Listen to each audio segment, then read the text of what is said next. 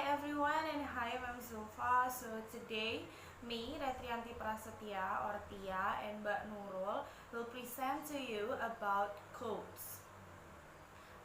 For this occasion, we will explain to you about diglossia, bilingualism, multilingualism, code switching, and then the last one is code mixing, and then the language endangered.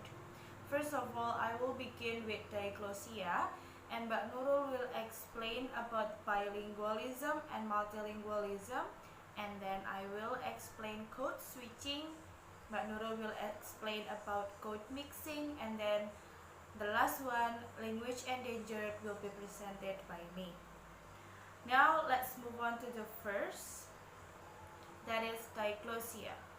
Have you ever heard a word diglossia before? Well, maybe you have back in the undergraduate degree. For those who study sociolinguistics, I'm pretty sure that you have understood and you are familiar with diglossia. So what is exactly diglossia? Diglossia originally comes from a Greek word means a state of being bilingual. So diglossia is a situation in which two distinct varieties of a language are spoken within the same speech community. It is almost the same with code switching, later that I will explain to you. It is also a kind of situation where two variations of language happens in the same time. For example, when I am actually from Cilacap and I speak using Javanese Ngapa. But then when I come into Semarang, I mixed because I usually forgot which one is the Semarangness and which one is the Ngapakness. So I mixed it up, and that's also the case of diglossia, in which it is not only just a dialect but a variation of language. So it is not a dialect. If language is a dialect, then language will not be called as diglossia. Now, diglossia is differentiated into two kinds. The first one is the high variety, and then the second one is the low variety. So what exactly is the high variety? High variety means that the language is used in formal situation, like in official or in professional, and usually it is also used in serious texts and situation. For example, just like what we do right now, I use English in high variety because it is a formal English. But when I have conversation with my friend outside the classroom, I will use the low variety. So what is the low variety? Low variety is informal, friendly, slang, vulgar, used in everyday conversations and personal letters. So, for example, when I have a conversation with friends, like maybe with Prahita, I will say lol. Maybe when I want to laugh, I will say lol, hit, what are you saying, like that. But I will not say that in formal situation like now. Next, high variety. So for this high variety, it is learned at school. Its speakers learn how to write and learn grammar rules. As we all know that English also differentiates into two kinds, high and low. For the high variety, we learned the grammatical rule. We learned the way how to write certain sentences. Okay, like the example that I gave you, punctuation of adjective clauses. My boyfriend who loves the Celtic books took me to a basketball game. This can be the example of adjective clause. The boyfriend who loves the Celtics took me to a basketball game. Which one is correct? It really depends on how cool you are. So this is the example of adjective clause. This is the example of high variety of English. Now the next one is the low variety. This low variety is usually not formally learned. So for example, students this era, kids around around, yeah, teenagers around age 13 to maybe around 20, they have and they understand the language like LOL, LMFAO, WTH, I'm sorry, and those kind of languages, those kind of words, but they didn't learn it at school. They only get it from other, maybe other environment, from their friends or so on and so forth. And then its speakers don't formally learn grammar or writing, so they don't really learn it, but they can use it. And then it is learned as a spoken language. So this is the difference. For high variety is usually used in formal situation. For example, like the presentation right now, and then when we are taught to make a writing assignment, we will use the high variety because it will concerns more about the grammar, it will concerns more about the style of the writing itself. Okay, the next discussion is bilingualism and multilingualism. So, bilingualism is the ability of an individual or the members of a community to use two languages effectively. For example, children often adapt quickly to bilingualism if they use a language such as Japanese in their home and a language such as English at school. And then types of bilingualism. There are two types of bilingualism. The first is coordinate bilingualism. This is also known in some quarters as subtractive bilingualism. In this type, the individual learns the languages separately in a separate environments and maintains the separation after mastering both. For example, a student who speaks one language at home acquired by his parents and the home environment, and then learns a second language at school. He only speaks the second language at school in a classroom environment, and the language remained separate in his mind. And then the second type is a compound bilingualism. In compound bilingualism, there is no such dividing line. The individual learns the languages in the same environment and context, and they are often used concurrently or even interchangeably. For example, like Anna is a person who speaks Indonesian language very fluently. One day, she wants to learn and acquire Japanese in order to enrich her languages or knowledge. And then her teachers in a Japanese course then give a phrase. For example, kunduran mobil.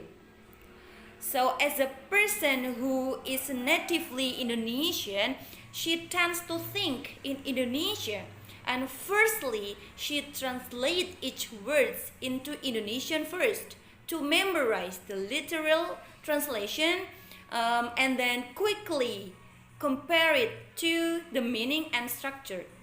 That means after she gets a phrase of kunduran mobil, she translates it into Indonesian. So Anna uses toes.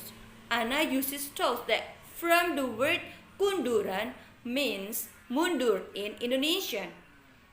And kunduran mobil means mobil yang mundur. So Anna concludes that kunduran mobil means kelindas atau terlindas mobil. And then next is multilingualism. This is the act of using or promoting the use of multiple languages either by an individual speaker or community of speakers.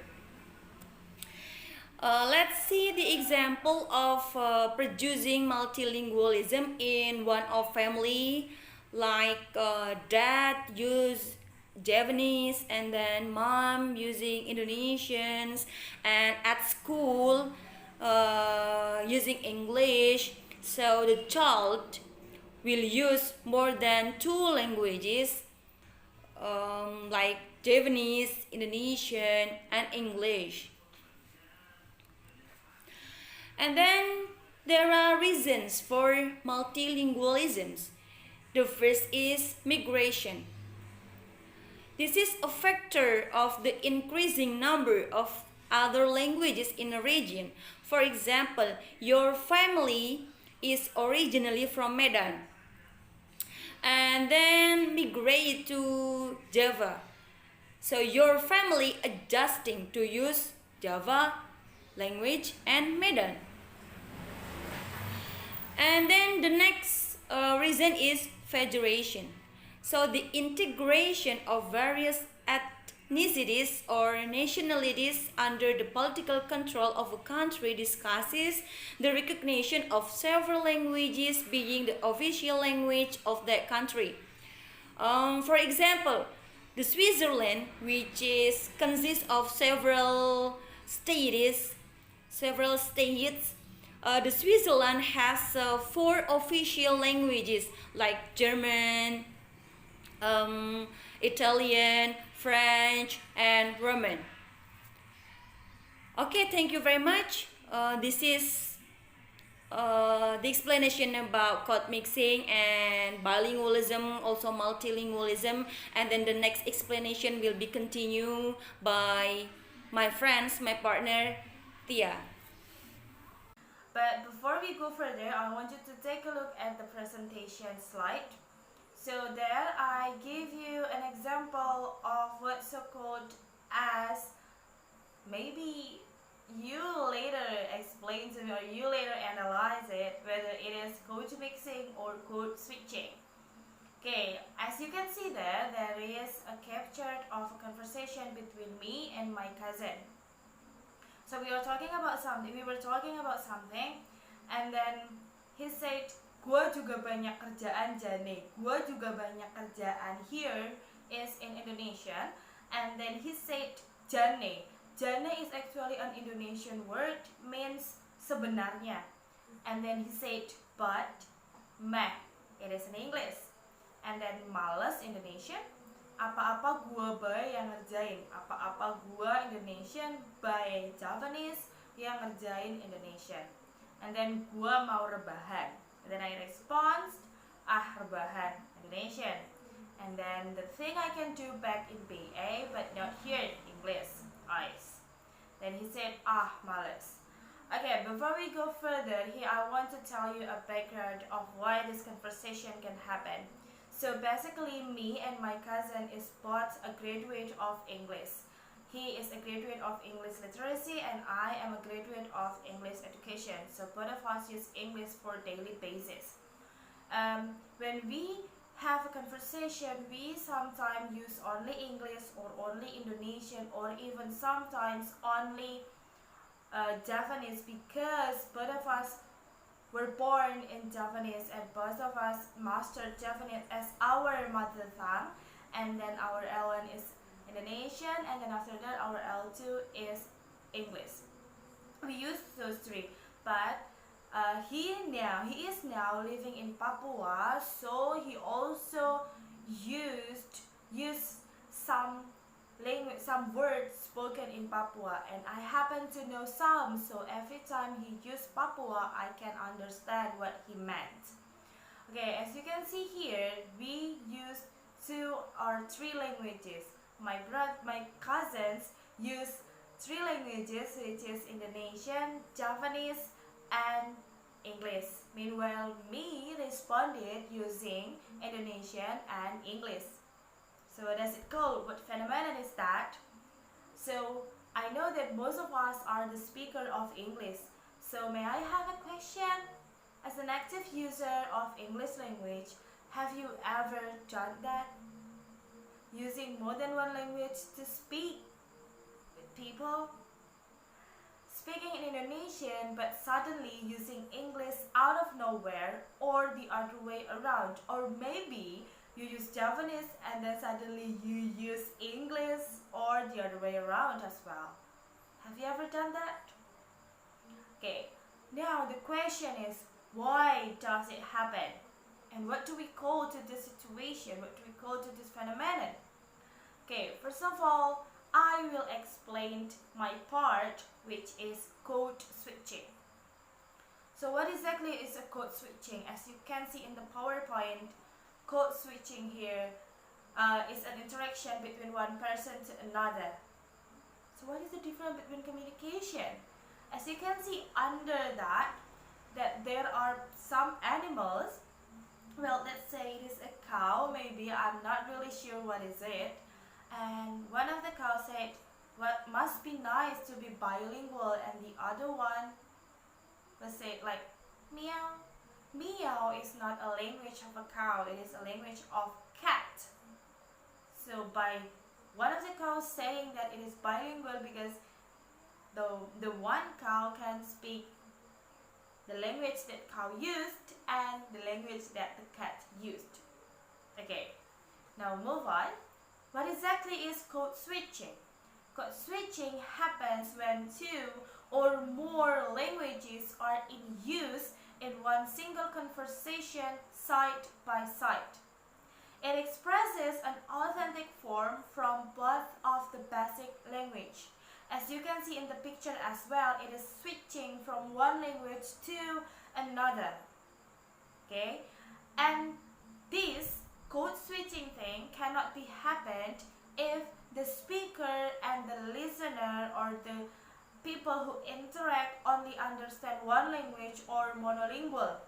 This can only be happen for those who are bilingual or multilingual, in which multilinguals use elements of multiple languages when conversing, like when my cousin and I speak. Both of us are multilinguals, and we understand and we know the language that we spoke one to another. Because of that, we use different words from each language, but we can understand well.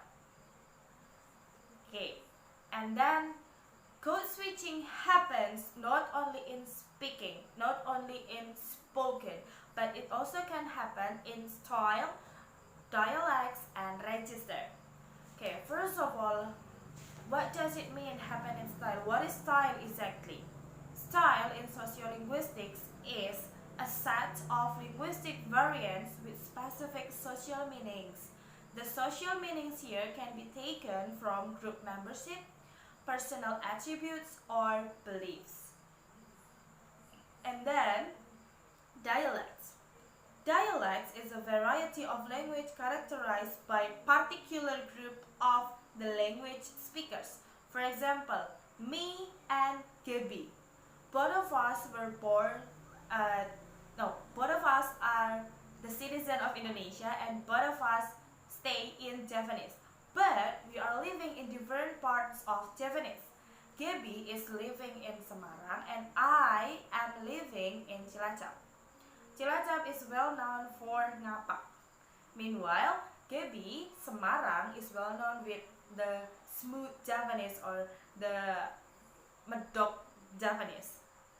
Okay, I will say when we are going to tell about asking someone, "What are you doing?" I will say, "Ko lagi ngapak." That's ngapak. That's the dialect of ngapak. But Gaby will say, "Kowe ge opo ya?" Nah, that's dialect. Then the last one is register. Register is a variety of language used for a particular purpose in a particular communicative situation. For example, when we are in the middle of a class and then we are told to give a presentation about something, it is impossible. We will say the dog is walking. WALKIN apostrophe. It is impossible for us to speak that way. Instead, we will use the dog is walking because it is a formal situation. Okay, So based on the place and the situation. Okay, next. Now, why does code switching happen and what is the reason behind of them using code switching? Code switching happens because the speaker cannot find the similar words that he or she is going to speak, that he or she is going to tell to someone in other words. So he decided to use particular language. For example, the one that my cousin used. Gua sebenarnya banyak kerjaan Jane. It is possible that he forgot what is the Indonesian words for Jane, and that's what he had in mind. So he decided to use Jane instead of sebenarnya. Okay. Well, it is in Indonesian, but in English it is also can happen. So no similar words in particular language. Then next, talking about particular topic. Maybe in that topic we cannot find the words in the language that we are spoken, so we switch to another language. And then to fill the gap in speaking, like what my cousin did. But and meh. Meh. And then expressing solidarity and gratitude. And then to soften or strengthen command. And the next, to avoid misunderstanding. Like for example, when my cousin wants to talk to me about something, but he only find the word in Papuan and English. Meanwhile, at that time we are speaking Indonesian. It is impossible for him to use Papuans because I'm not really well known of that. But he can use the English version because I am fluent in English. We spoke in English. I communicate with English in daily basis. Okay, so he used English instead of the Papuan's word because he cannot find the Indonesian version of this. Okay, and then to convey intimacy, and then the next is the other reasons that are so many. Okay, there are so many different reasons for people finally using code switching. Okay, now we come to the types of code switching. There are 4 types that we are going to talk here. The first one is intersentential switching, and then intrasentential switching, and then tag switching, and then intra-word switching. Okay, let's talk one by one. So what exactly is intersentential switching? Intersentence, that means it is between one sentence with another sentence. Okay, for example, I will give you the example later. So it is between one sentence and another sentence. For example, let's say the one that I use with Azhar lately. Like, kamu tahu gak sih? Stop. They say that it is not good. Tapi rak ngono juga. Okay.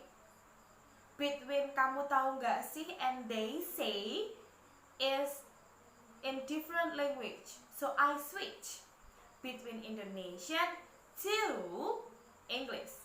But in the second sentence, they say that blah blah blah, and then I say in bahasa Jawa, right? That's called intrasentential switching, in which it happens in one sentence, but I use different language. Okay, in this term is Japanese and English. Okay, and then the next one is tag switching. Tag switching means that you only use certain word or certain phrase to convey meaning. For example, when I say to Gaby, well, we both like this particular food, and I will say, for example, I want to say in English, but I cannot find the word for that specific thing. I will say to Gaby, Gab, do you want to buy that roti saru that you told me? Yeah, that way. So roti is Indonesian because that particular roti I cannot find the word in English. So that's what's so-called as word or text switching.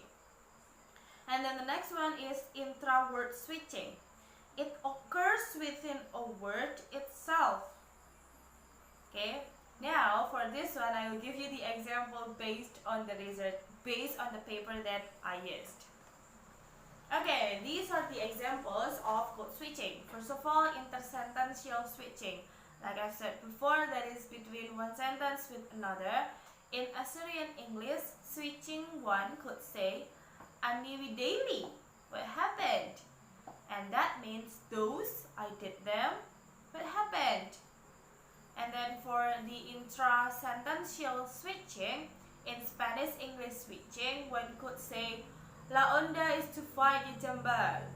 The latest part is to fight and steal. Fight is in English, meanwhile the others are in Spanish. Okay, and it is in one sentence. Okay, so it is called intrasentential switching. And then text switching. It happens in Spanish English as well. Switching one could say, Él es de México y así los criaron a ellos, you know? You know, it is an English word, but it is only a word.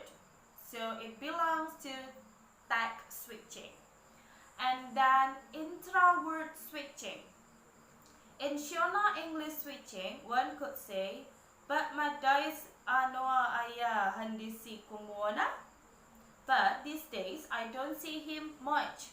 Okay, for this one, if you see, ma dies, here means these days.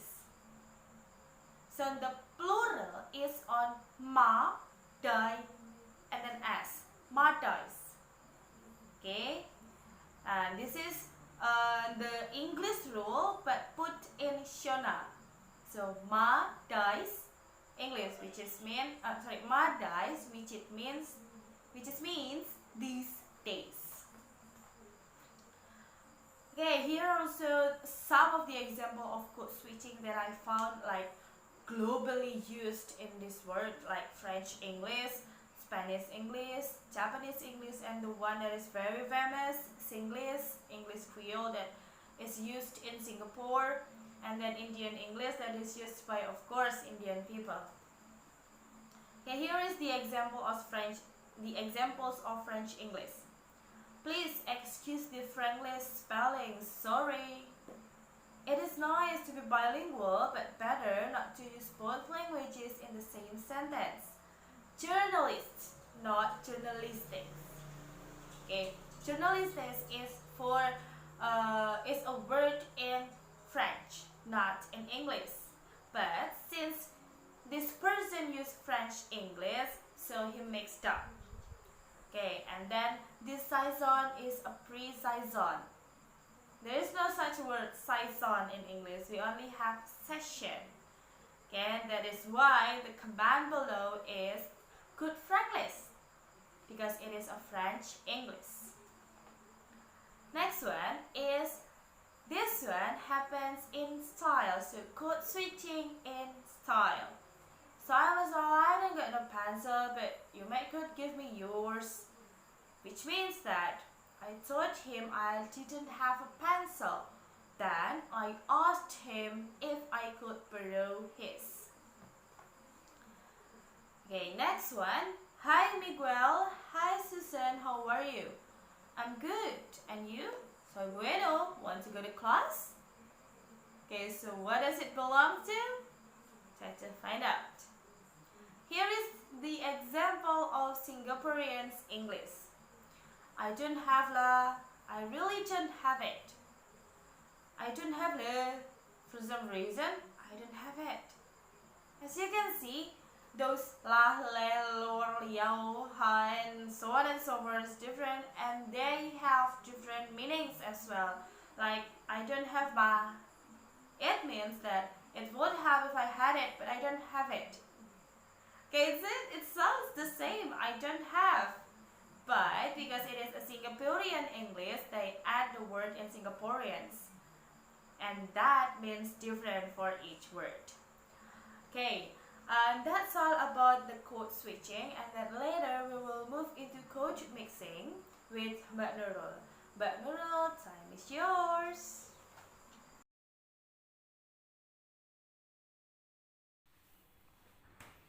Hola everyone! Thank you very much for this special occasion to continue the explanation about chord mixing.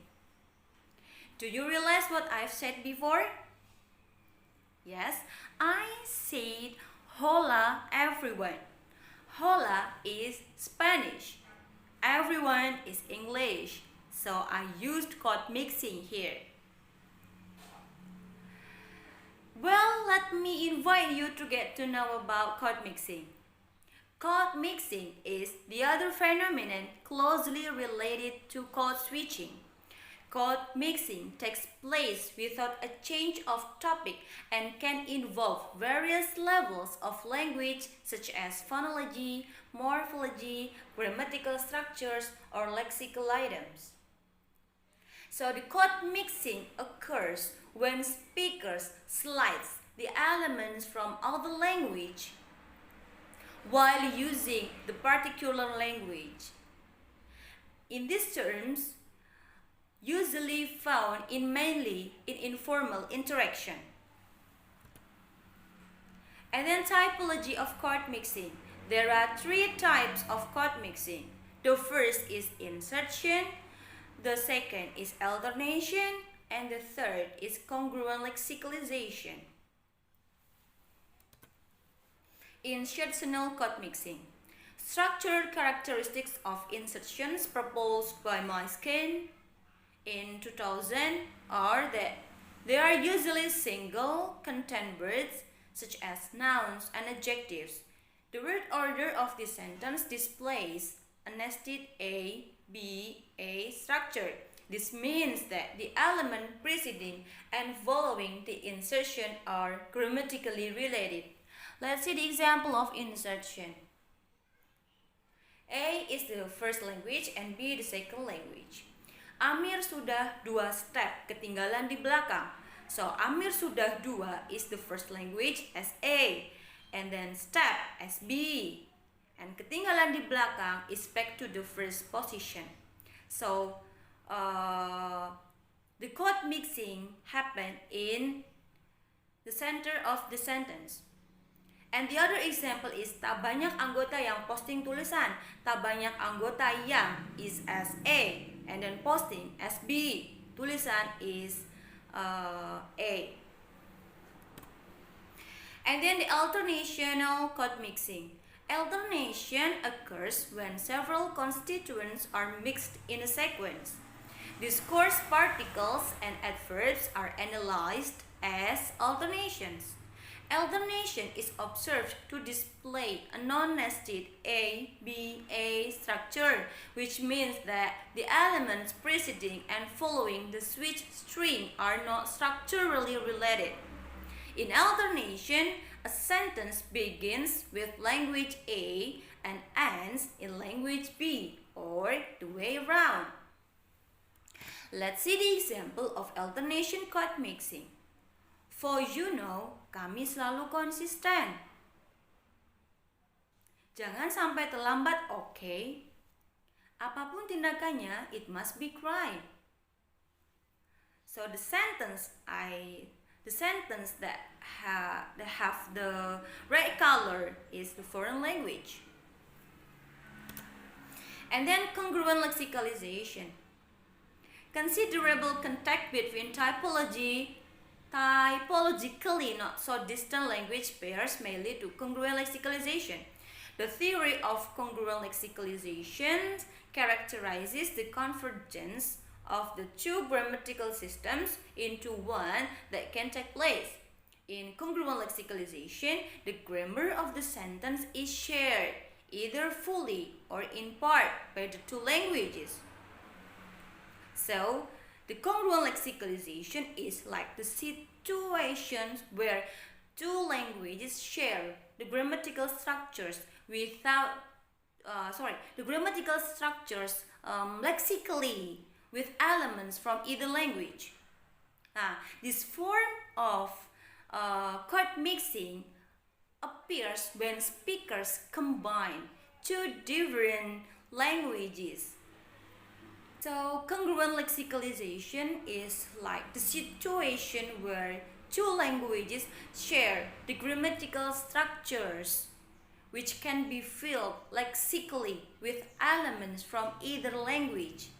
This form of chord mix appears when speakers combine two different grammatical systems without changing the structure by inserting non-numerical lexical from the two languages. In other words, congruent lexicalization was a form of chord mixing in an utterance that consists of a variety of words from different languages but can still be available. The thing that stands out, the form of chord mix, was a frequency of the appearance of these lexical elements. An utterance was said to use what form of chord interfering if the appearance of the lexical elements more than twice, so that it seems to change continuously other language. So let's see the example of congruent lexicalization. Software saya buat convert file WAV jadi MP3 sudah expired. So software is SA, saya buat is SB, convert file WAV is A, jadi is B, MP3 A, sudah B, expired A. So there are more than twice position in congruent lexicalization. If we change those sentences to the full English, become my software for converting WAV files to MP3 has expired.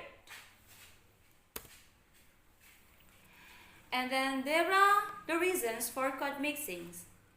The first is interjection. Interjection is like to convey a surprise, strong emotions, or to get attention. And then the second is quoting somebody else. It usually to quote like saying, phrase for the famous figures. And then the third is expressing group identity. The way of communication of one community is different from people who are outside the community. And then the fourth is repetition used for clarification. People may repeat the statement to clarify or to make the word understandable from the listener, for the listener. And then the fifth is to soften or strengthen a request or command. Like when someone who speaks using a language who is not his mother tongue, but he wants to confirm something, intentional or not, he will use chord mixing. And then the last is intention of clarifying the speech content of interlocutor. It can be said like to clarify the speech content to be more understandable. Okay, that's all my presentation. Okay, now the last one that we are going to tell you is about language endangered based on the paper written by Cohen. Okay, first of all, we will talk about Bahasa Indonesia. So, what exactly is Bahasa Indonesia and why does it has relationship with this language endangered? First of all, Bahasa Indonesia is a variety of Malay. Bahasa Indonesia itself was once spoken as the lingua franca throughout the archipelago. So Bahasa Indonesia is used to speak, is used for communication in Indonesia. It is used from Indonesia, from Sabang to Merauke. Okay, the sole national and official language of Indonesia. Like I've said before, that Bahasa Indonesia is used basically for people who live in Indonesia from Sabang to Merauke. So it is the language that unites us. It is the language that makes us understand what the Papuanese said, what the Javanese said by saying it in Indonesia. And then Indonesian coexists alongside numbers of related variety of Malay. Now I want you to take a look at the picture that I gave you. Bro, tadi malam aku mimpi ketiban sapi. Maknanya apa ya? Itu berarti kamu beruntung. Maksudnya aku akan mendapatkan keberuntungan. Kan gitu maksudnya, bro. Sampean beruntung, soalnya itu cuma mimpi, bukan ketiban sapi beneran. If you take a look at this, you can actually see that it is a kind of code switching. Why? Because you use sampean in Indonesian sentences or Indonesian utterances. Sampean here is a Javanese version of kamu, but in the stage that is, polite. More polite than koe or ko. Okay, now let's move to the Bahasa Jawa. The fact is that Bahasa Jawa is the most widely spoken language in Indonesia. Wow. 80 million speakers, which make it counted as the 10th most widely spoken language in the world. How come? Because if we remember clearly, those who are living in Kalimantan, those who are living in Sumatra and other region in Indonesia are actually from Javanese. Javanese has so many citizens, has so many people staying, and then finally they move to find the food for them, to find money so that they can buy food. So that is why Bahasa Jawa become the most widely spoken in the world. Even more, Bahasa Jawa is also spoken in Suriname. So there is Jawa Suriname. Okay, now take a look at the picture. Ngaturaken sugeng enjing kagem sedoyo kadang kinasih, mugi-mugi sami rahayu.